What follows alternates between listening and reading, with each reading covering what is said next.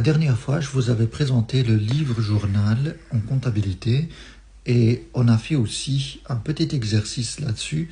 C'était l'exercice 4 dans la liste des exercices que je suis en train de faire avec vous. Et on a dit que le livre-journal, c'est le premier document utilisé en comptabilité pour inscrire les opérations. Aujourd'hui, je vais vous donner un autre exercice par rapport au livre-journal pour s'habituer un petit peu à l'utilisation de ce document. Vous avez par exemple un bilan au 1er janvier, actif, passif. Dans l'actif, vous avez terrain bâti 34 622,50, machine 13 543,67, marchandises 3 427,59, clients 1234,87, banque 5 674,44, caisse 1234,43. Le capital, il faut le calculer.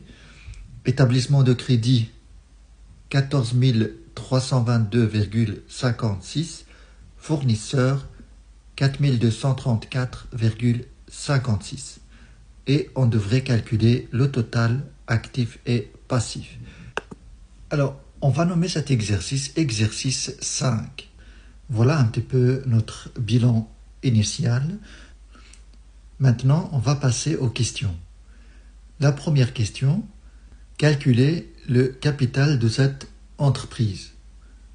Deuxième question, établir l'ouverture des comptes dans le livre-journal. Troisième question, enregistrer les différentes opérations commerciales au livre-journal. Alors, de quoi il s'agit pour les opérations commerciales?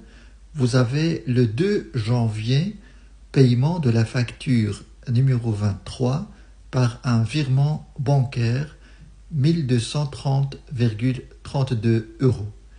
Le 3 janvier, achat de plusieurs tables, facture numéro 4, 924,50 €. Le 5 janvier, achat d'une voiture, facture numéro 76, 7810,22 €. Le 6 janvier, paiement d'un client de sa facture numéro 10, 579,41 €. Le 7 janvier, règlement de la facture numéro 4 par virement bancaire.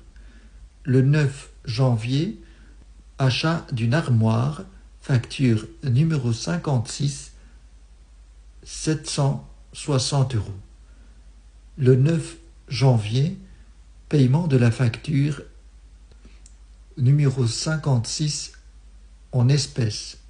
Voilà un petit peu pour les opérations commerciales. On va s'arrêter à ces opérations-là. L'essentiel, c'est de vraiment s'entraîner à utiliser correctement le livre-journal que je vous avais présenté. Vous pouvez aller revoir la vidéo. Donc, vous avez ici les données. Vous avez un bilan initial au 1er janvier. Et puis, à partir de ce bilan, d'abord, on va calculer le capital. Vous savez comment faire. Et puis, on va procéder à l'ouverture des comptes dans le livre-journal. C'est la première fois qu'on va le faire.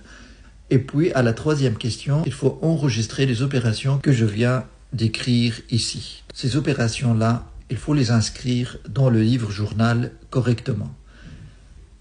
Voilà, je vous laisse vous entraîner avec ça et je vous donnerai bien évidemment la réponse la prochaine fois.